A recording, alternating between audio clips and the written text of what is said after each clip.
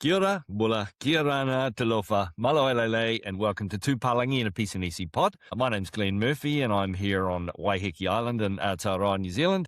And Dave, it's great to be with you for another week, and I see you back in Rarotonga. I am, Glenn. Yep, back to Two Palagi in two separate locations this week. But to all of the listeners, kia ora, kia ora.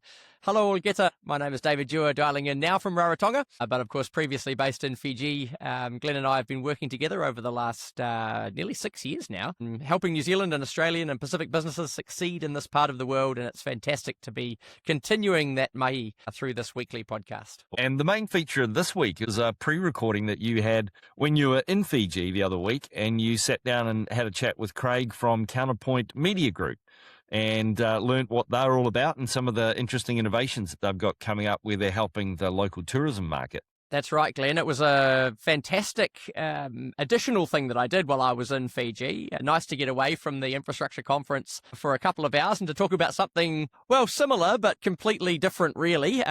Craig and his partner, Katie, have a fantastic business, an IT business and digital marketing and comms business out of Nadi, Fiji called Counterpoint Group. And I had seen in a headline from the Fiji Times a couple of weeks back that they had recently developed a new product, a new digital product that will be a bit of a game changer for a lot of the smaller tourism operators and particularly experiential providers in Fiji and, as it turns out, around the Pacific region. So it was awesome to sit down with Craig to learn a bit more about not just that product, but also the broader story of Counterpoint Group and where he sees the future going for the digital economy in Fiji. Yeah, really interesting Talanoa, Dave. And of course, you were in Fiji and now back in Rarotonga. So how's the week been getting back to family and friends in Raro? It's been a bit of an adjustment, Glenn. Getting back. It's amazing what a 2-hour time difference can do for your body clock. You wouldn't think it would affect it that much, but perhaps it was just the intensity of the week that I had in Fiji. I've been, getting back into my routine and the exercise in the morning and all of that. So getting the kids off to school. So all back into it. But Awesome. yeah, how about yourself? You're back on Waiheke. I can see some timber stacked in the background, so the work continues in the house, and you've been doing some exercise yourself. Yeah, for those who are watching on YouTube, you can see I now have some artwork hung behind me. Local artist, guy called Paul Radford. We had last weekend, because a long weekend here in Aotearoa, and I think, as I mentioned last week, we headed down to Otipoti, Dunedin, and spent a weekend down there. And I have to say, while I've been to Dunedin quite a few times over the years, it's mainly been for business reasons. And so while I thought I knew Dunedin, actually it turns out there's a whole lot more to it than what I'd ever seen. And I understand more why people love living there now. It's a beautiful place out on the harbour and along the sides of the harbour and Port Chalmers and Portobello and places like that. I went down and saw some sea lions at Allen's Bay. So yeah, had a fantastic weekend actually. That's awesome. My last trip to Dunedin was as a university student from Canterbury, which was a very particular experience as well. Yes, I suspect so. Hey, Dave, look, should we go into the Talanoa with Craig? Because I think it was very interesting to hear what he's doing, the background of their business and the innovation that they've come up with. Yeah, great idea, Glenn. Let's hear from Craig now. One of the Palagi, at least, is over here in beautiful Fiji, and I'm here in Nadi with Craig Smith from Counterpoint Media. Is that right? Counterpoint Group, Counterpoint Media, Counterpoint. Counterpoint, right. however you want to describe it. Craig and his partner Katie have been a real feature of the Fiji IT digital sector for quite some time, and we'll delve into a little bit about how that business has come about. But what really sparked my curiosity was a story that I'd seen in the Fiji Times a couple of weeks ago about a new initiative into the Fiji tourism sector, which is going to be, it sounds like, a little bit of a game changer for, some of those operators here in Fiji about how they engage with that global tourism audience. And we've spoken a lot on the show about how important the tourism sector is for not just Fiji, but across the Pacific. And so I think it sounds like what you've developed could be quite exciting in the region. So we certainly hope so. Yeah. Yeah. So, Craig, Bulla, Bulla thank you Vanaka. very much for having me here. It's fantastic to be back. What we usually like doing on the show is inviting our guests to start a little bit by talking about themselves. So I wonder if you could tell us a bit about the Craig Smith story and Counterpoint Group. Vanaka and Bulla, and welcome, Dave, and also to Glen, and also to all the listeners. I think it's a wonderful initiative that you guys have put together, the Palagi.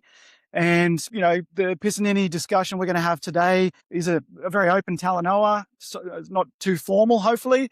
And, it's obviously a very valuable initiative. I'm a subscriber to the podcast, which is great. I've certainly watched some of the podcasts that are available freely.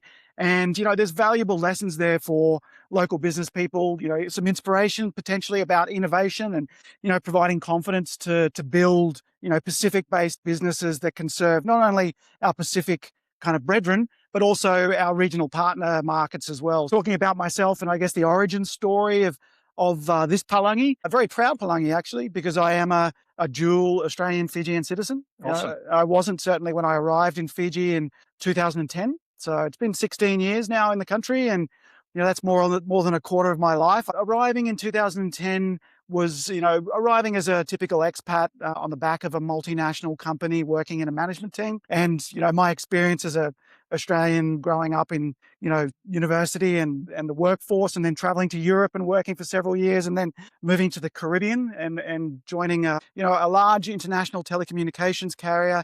And that was my first taste of small island developing states. So working in technology and business in that area was very valuable for a number of years before coming to Fiji and transferring to the business here. And, bringing some of that experience and understanding culturally was a great step into the Pacific. So to hear about that Caribbean experience and bringing that across to Fiji, was it the same company that brought you over? And I guess related to that, what sort of similarities and differences did you find, coming from a place like the Caribbean? I mean, culturally, there's big differences between the Caribbean nations. They're there, and business-wise, there's big differences as well. They're obviously very close to the American market, which is unique in itself. The scale, certainly, compared to the scale of the Pacific's, proximity to Australia and the Oceania market. But I think, there's a lot of things that, from a business perspective, rung true. I was in telecommunications, and yes, the answer is I did transfer with the same company. But coming here, telecommunications, back in those kind of, noughties, as they call them, into 2010, they were deregulated markets, and there wasn't a lot of broadband penetration. So, we were talking about dial-up internet connection when I arrived here, essentially. Yeah. Mobile phone internet only. And so the evolution probably for the last decade has been broadband penetration. Right. So coming from the Caribbean to here was similar. There was low levels of adoption in cloud-based services, which is certainly, the predominant technology theme in the last decade. Certainly it's changing now more to an AI sort of bent, but the movement towards faster, more accessible internet really transformed the business go-to-market model. You can now, rely on cloud-based services as opposed to the old client-server model where we used to have a server with the software loaded on it. So that transformation was a very much part of where my career led here in Fiji. And so 2010 arrived as a fresh wetback expat. And as I was explaining to you off camera before, every Friday, after a year or so here, getting my first Bulla shirt for Bulla Friday, and then slowly transforming over the years to having an entire wardrobe of Bulla shirts. Yeah. Well, you're leaning into the IT vibe now with the black t-shirt. I certainly feel like I'm with someone steeped in that sector. What's the Fiji IT scene like? How do you find the general kind of tech savviness of the business community here? Certainly from around the Pacific, I've seen data seems to be relatively affordable, relatively widespread. Where are the sort of the opportunities do you see for the market here? Well, I think, that internet prevalence, the access to it exists, and certainly more recently Starlink with Elon Musk's company has also helped with that. So there's not an access to internet issue. It's not a cost of access either.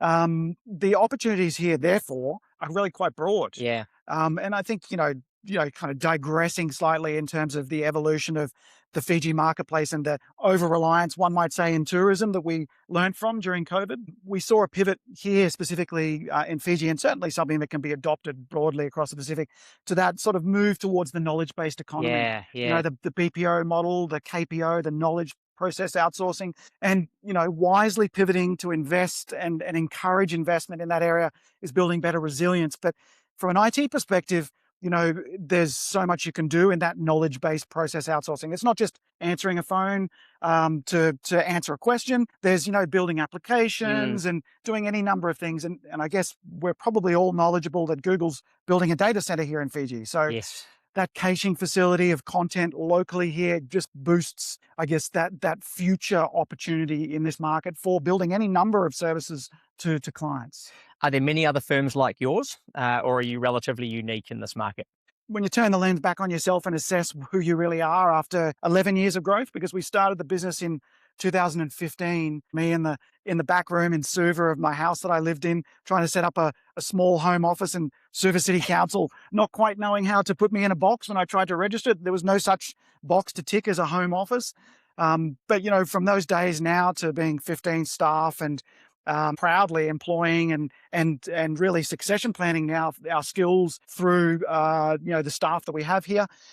We have really looked back at ourselves and thought, what is we do? And you were saying that off camera, Counterpoint, is a what you call a 3-prong business, right? So what are those prongs, and how does that work? Yeah, and the 3 sort of pillars that we provide services for actually they complement each other.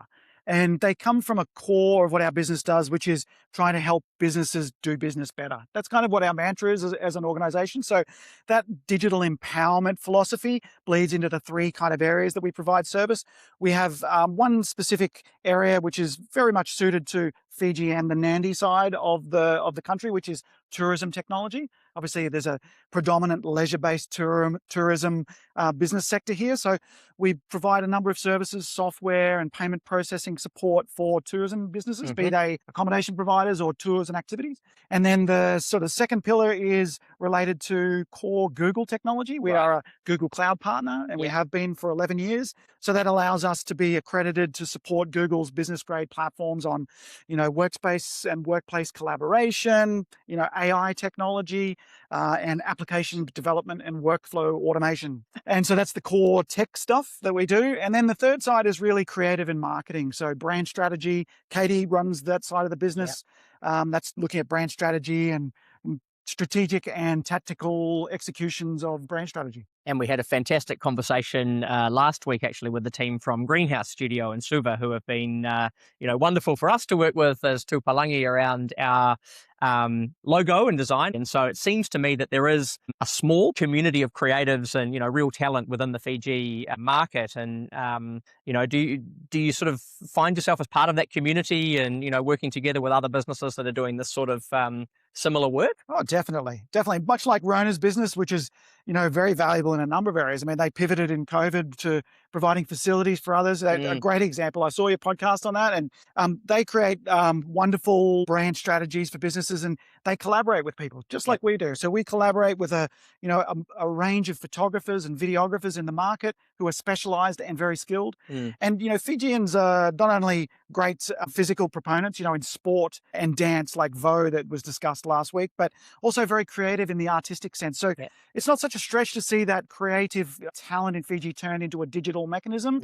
And so, the network throughout Fiji exists for us to collaborate a lot on. That's really cool. And speaking to Katie before the recording today, she mentioned that she's shortly going to be in the Cook Islands delivering a workshop over there, which leads me to sort of ask about your regional engagement. Do you have much to do with some of the other markets across the Pacific? It's very much something we're proud of, actually. We get the fortunate opportunity to travel quite extensively in the Pacific. I mean, Katie, in her career with our former employer, she was actually running the region for the creative and marketing in that business. So she got to do a lot of work in different countries like Vanuatu for months at a time. And myself, in the last couple of years, I've been fortunate to travel to, Tuvalu and Palau and FSM and Vanuatu and down in Cook Islands as well. Cool. And, Niue, and I think this year we've got a trip to French Polynesia. So, Samoa and Tonga. I was in Solomon Islands a couple of months ago. It allows us to help bring digital literacy to a number of these markets in specific areas from both core technology and also marketing.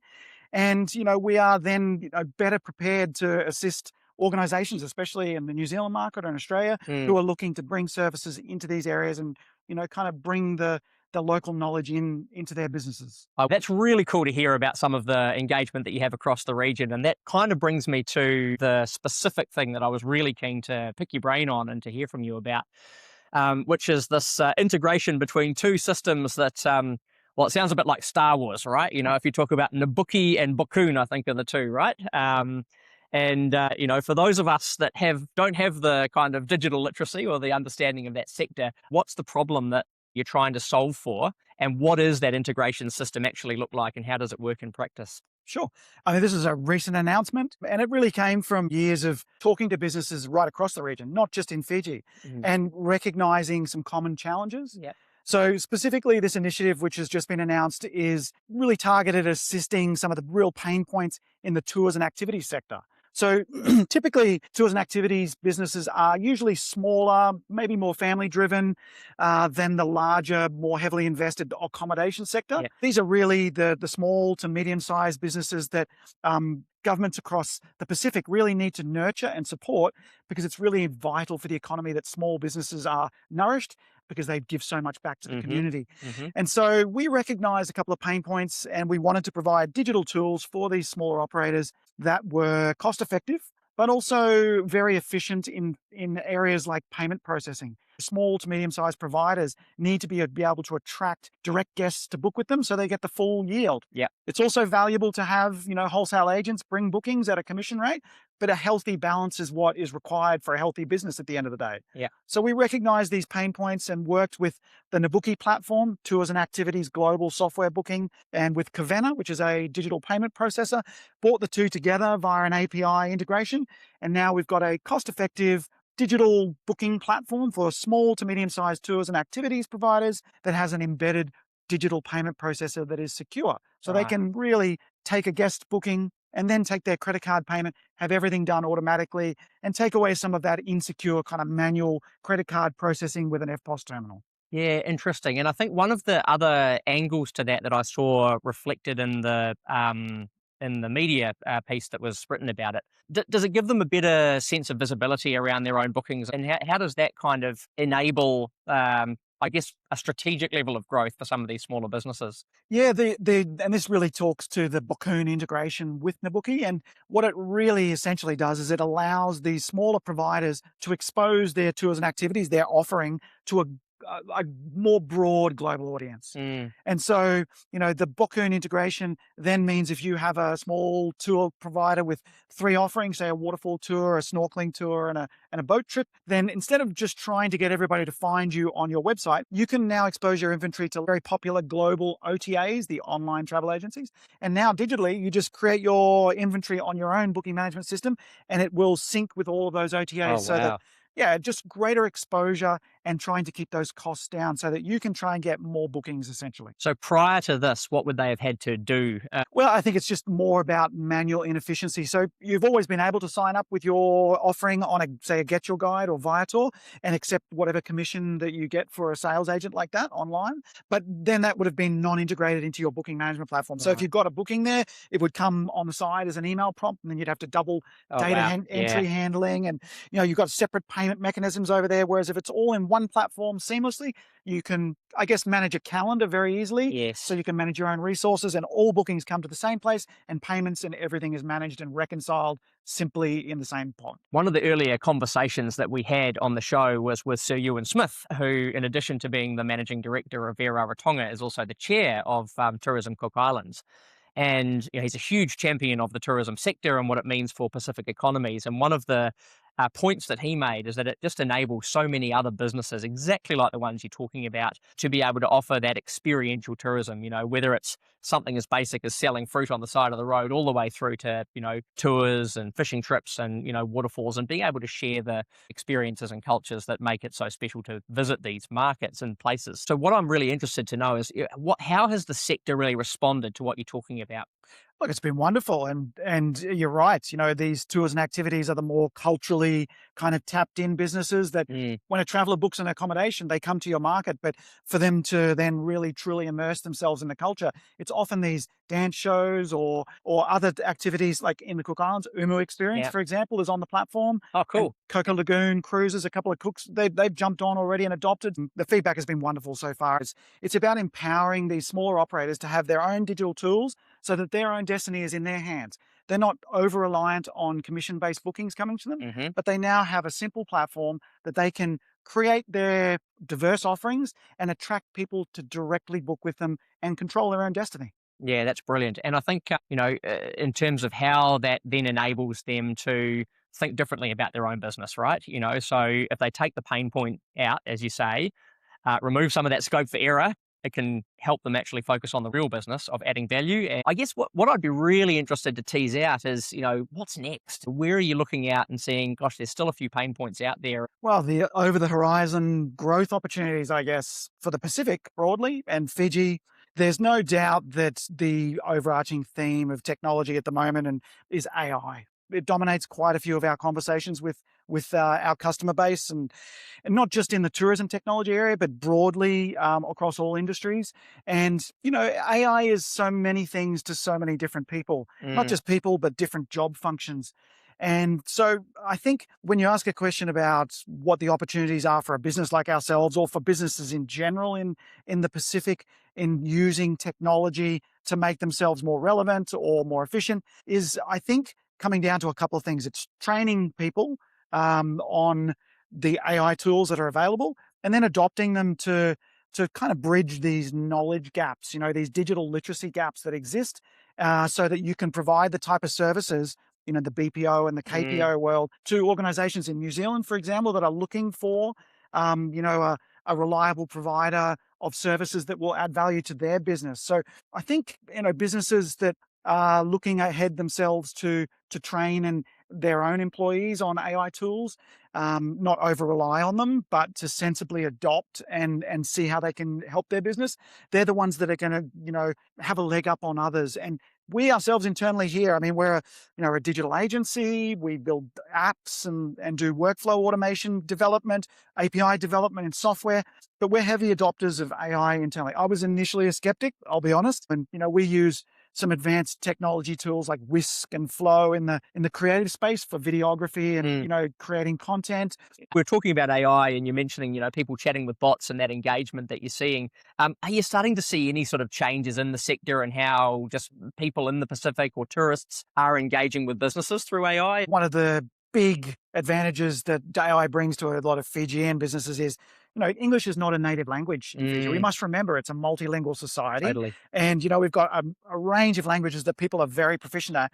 But if we're going to be talking to and supporting, people from overseas, there's almost a bit of a requirement to have perfect Queen's English almost. And so AI allows us to, really smooth over those cracks a little, which is really nice and very assistive.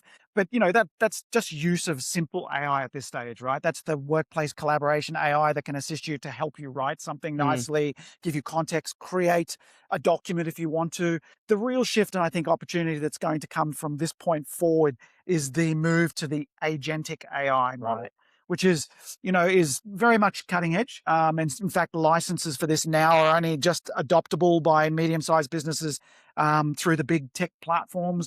But agentic AI, if I'm to try and describe it, is really where a challenge that businesses have in the Pacific is they have large data stores in many cases. So a large business might have, an ERP system or an SQL database full of all this institutional knowledge, which is locked up in data cells and databases. And it's quite clunky for the decision makers in the business to actually access that data in a meaningful way. The agentic shift is to take IT, agencies like ourselves to then build a chatbot that interfaces the real world line manager and be able to then tap into this complex data source in a simple way, ask it questions and say, can you please look at my inventory and tell me if I've got enough large size FCF Buller shirts in order to wear for the next 10 podcasts, or do I need to pre-order some more material in order to print that? So it can cross-reference between two intelligent data stores and provide an output for you that's not just a simple spreadsheet, but something usable. So Agentic is about connecting complex data sources and making the output usable. And that's an opportunity for a lot of Fijian smart tech businesses to tap into, because the larger businesses, especially overseas in Australia and New Zealand, this region, are certainly all looking for ways to do that now.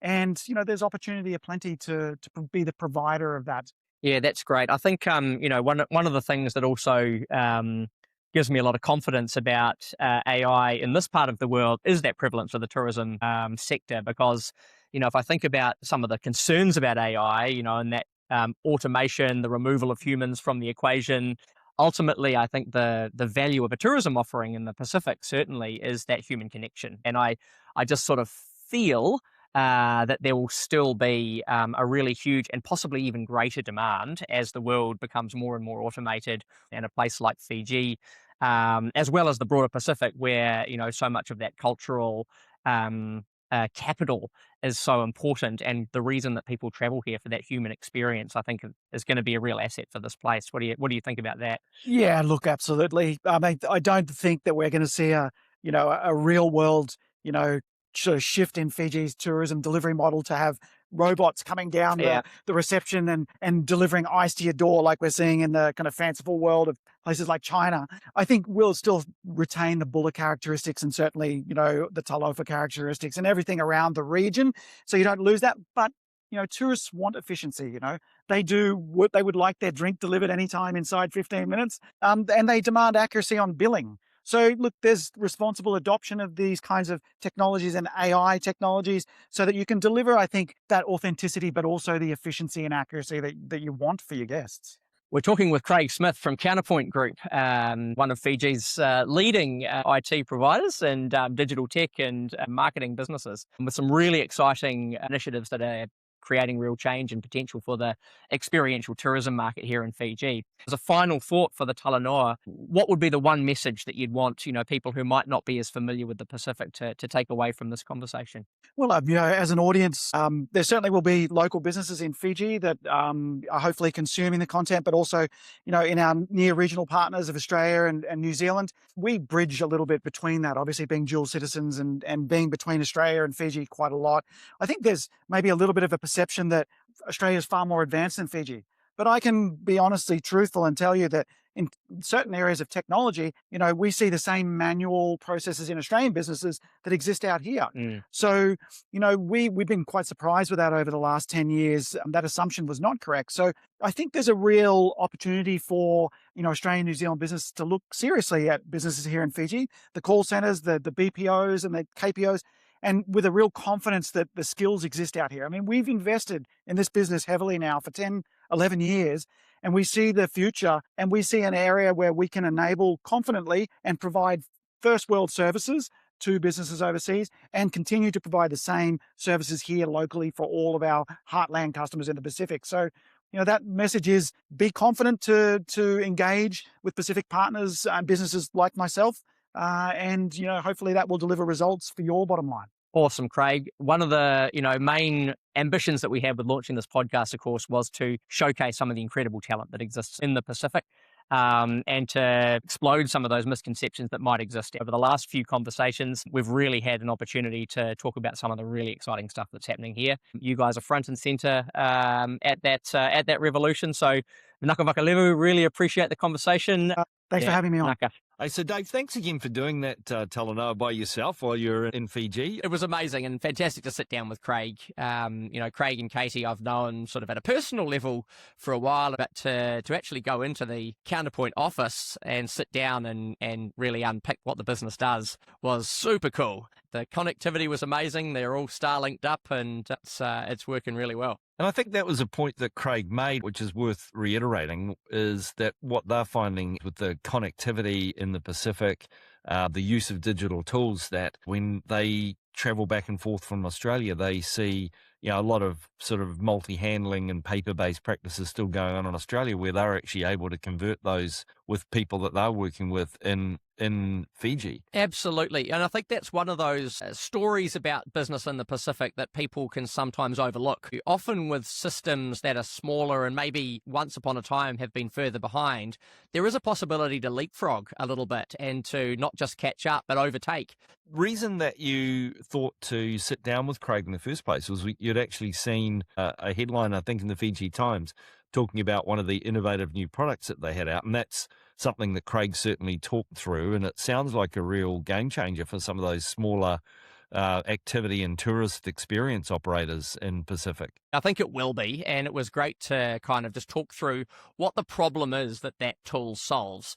And as Craig described it, is that difference between, let's say you're offering a whole different range of experiences. It might be a waterfall tour, it might be a fishing charter, it might be a hike, and integrating those onto the various channels that people go to look for those sorts of experiences, and then bringing them back to your single business, seeing them all in one place and dealing particularly with the payment side of things. There's a lot of friction there. You're having to manually integrate it with your own CRM. You're having to do it all over email. And that's where things get lost. The experience is everything. And the experience begins when the person even just starts looking for the activity. It didn't really come through in the Talanoa, but offline you were saying that Counterpoint and Craig and Katie actually do a lot for the business community in Fiji as well. And in fact, not just in Fiji, but more broadly across the Pacific. I think Katie's actually travelling over here to Cook Islands in a couple of weeks. So I'm looking forward to catching up with her when she comes over. And that's to deliver a few workshops with the business community here around IT integration, some of the possibilities, scope to grow businesses across the region. You know, one of the really interesting things that Craig was saying is they've never had a problem with staff retention. It's something that they focus very closely on, is the culture of that, but also just the having people feel happy to come to work. And as I say, when I went into that office, the fancy coffee machines there in the back, and man, it's pretty spick in there. And I think that's a common theme that we're getting from many of our guests on this show, is you're there to run a business and make money, but you are also part of a community. A big final thank you to Craig for coming on the show with you last week, and congratulations to Craig and Katie for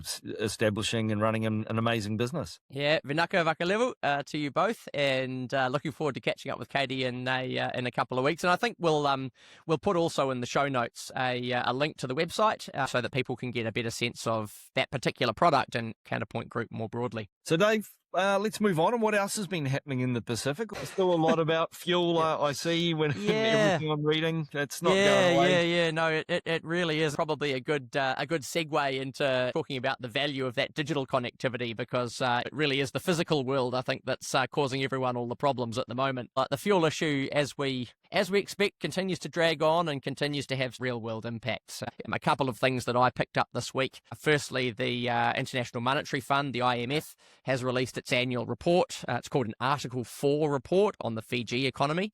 The headlines obviously are that Fiji, like many countries across the region, is experiencing some headwinds with the impact of the fuel price increases. So the IMF has kind of downgraded a bit the growth outlook into the sort of high twos. Possibly a bit more pessimistic than some of the other forecasters out there.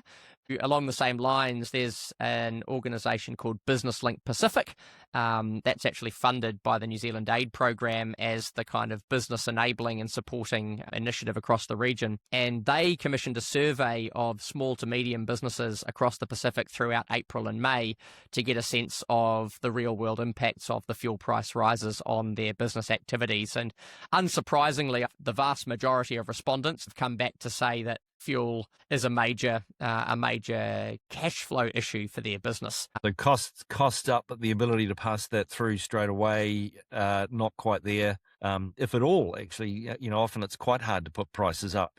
Yeah, exactly, even in the longer term. And it's a double whammy, right? So, yeah, it is a real challenge for businesses across the region, and that's becoming quite evident. We're seeing quite a few responses from businesses looking at, I guess, diversifying out of their fuel dependency. And one of the stories I saw this week was PAFCO, which is the major tuna processing business out of Levuka in Fiji, on the island of Ovalau, the ancient capital. PAFCO have signed an MOU to solarize and to install a whole lot of solar panels on their facility, which will majorly reduce their dependency on imported fuel. And what it also signals, I think, is that, the noises that we've been hearing in Fiji around the openness and willingness to encourage new independent power processes is real. Power in Fiji is regulated, and so this deal had to be approved by the government, the Fiji Commerce and Competition Authority, which sets sets power prices, and with Energy Fiji. So that's gone through. Moving on to something completely different, Dave. I was super pleased last week that Moana Pacifica had a significant victory in what may be their final game, but there's still lots of speculation about different opportunities for buyers to come out of the woodwork, and hopefully, cross fingers, keep Moana Pacifica alive and going as a team. Yeah, how good was that, Glenn? I'm part of a Super Rugby tipping competition, which is overseen by a long-term listener of the show, Peter Watts, and I was one of only 2 people in that tipping comp that actually put my bet on Moana Pacifica to take that one home, and so I was thrilled at a personal level, but also to see the result. I'm obviously biased, but I would love to see Moana continue in some form, and I've been incredibly encouraged by seeing some of the noises that have come out, whether it's some of the reported comments about what the New Zealand Foreign Minister has said about the importance of Moana Pacifica, but also some of the noise about potential interest elsewhere out of the Pacific, and Hawaiian-based consortia and others expressing interest in Moana. Yeah, I'll keep fingers crossed. So, Dave, what else in the week ahead, apart from, of course, the wonderful news that Fiji supplies 100% of New Zealand's imported eggplant? I think the headline was tightens its grip on the New Zealand eggplant market. The underlying story to that is just fantastic, right? You've got some really, really good fresh produce being grown in the Pacific, and to see that coming through into New Zealand is just great. There's a seasonality advantage there. The other story I saw similarly from Pacific Trade Invest, they were saying that Fijian pawpaw is doing extremely well in the New Zealand market as well, commands something like a 500% premium over papaya that's come in from Asia. That, I think, just really illustrates what an advantage the Pacific can command if it gets all of the things right around, product quality and biosecurity and all of that kind of supply chain integrity. A couple of other things worth mentioning, though, Glenn, in Business Council land. Yes. One that I really wanted to highlight was our very good friend Leata Alaimoana Roberts has been appointed as the new executive director for the Australia-based business councils. So that's the Australia Papua New Guinea Business Council, the Australia Pacific Business Council, and the Australia Fiji Business Council. And she succeeds another legend of the Pacific and friend of the show, and in fact interviewee on the show, the wonderful Frank Yorn. Once again, huge tribute to Frank for the work and leadership that he's brought to not just Australia but the whole region. And massive congratulations not just to Leata herself, but also to the Australian business community for having someone of her caliber in that role. Yeah, I'll just second that, Dave. I think Frank's always been a great guy to work with, and so huge congratulations to Frank on leaving the role in such good shape, and then a fantastic opportunity for Leata. And while we're on the subject of business councils, the other thing that's coming up, not next week but the week after, is our friend Chandar Sen and the New Zealand Fiji Business Council will be heading back up to Fiji for the, it's becoming an annual pilgrimage now, for the joint Fiji New Zealand Business Council, New Zealand Fiji Business Council, the joint conference, which will be, as usual, taking place over in Nandi on Thursday and Friday the week after next. But of course, beginning with a couple of days in Suva, and I think they're making a trip to Bar as well, which is brilliant. Bar is one of my favourite places in Fiji, and is of course the spiritual home of many of Fiji's most iconic businesses. But will you have a bit of FOMO for that one, Dave? I'll have massive FOMO, Glenn. Always have FOMO when things are happening in my old sort of stomping ground over there. But no, they'll be very well looked after by our friend and colleague Kath. And of course, Kath has just appointed a new member to the NZTE team in Fiji, and that is Palinda Kaitu'u. And Palinda is very well known to many of our listeners on the show. So she has a great pedigree in SME consulting and with the business community in Suva as a real leader in that community, and will do a fantastic job there.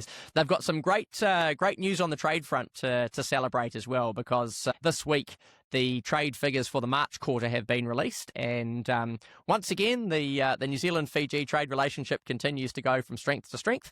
It has now surpassed 1.45 billion, and I think New Zealand exports to Fiji are up over the $900 million mark for New Zealand, so still a larger export market for New Zealand than other much larger countries like France. So I'll keep repeating that to anyone who'll listen. So yeah, hopefully that mission can help contribute to that with some good new business partnerships announced, and all the best to them. Dave, I don't think I shared with you, but I was at a breakfast a few weeks back where Simon Bridges from the Auckland Chamber of Commerce spoke.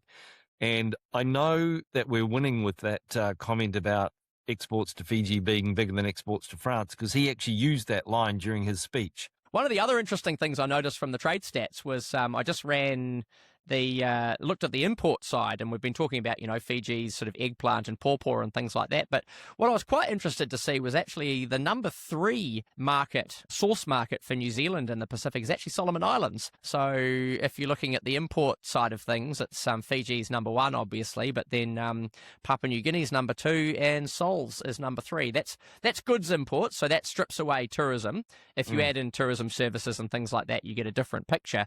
Another shout out, I think, to the fantastic guest we had on last week's show, Jay Bartlett, who's running that awesome business Rarotonga in Solomon Islands, and of course growing that out into the region. Dave, lots going on as always in the Pacific, and that is Tu Palagi in a Pisanesi pod for another week. Dave, would you like to read us out? Certainly would, Glenn.